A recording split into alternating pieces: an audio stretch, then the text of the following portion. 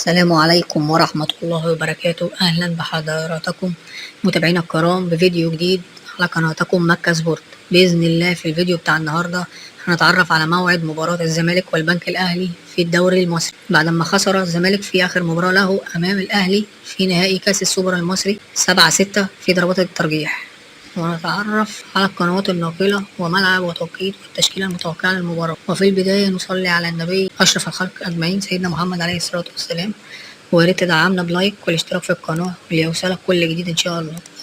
وعليكم التفاصيل الآن.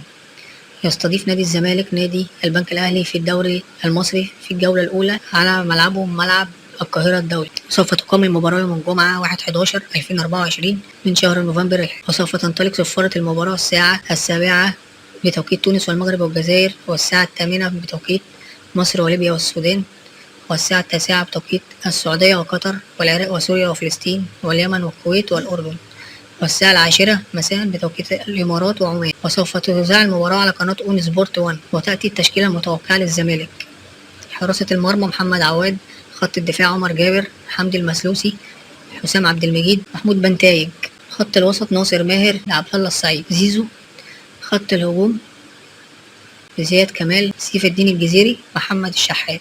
وفي النهاية لو عجبك الفيديو اضغط لايك تدعيما لنا إن شاء الله.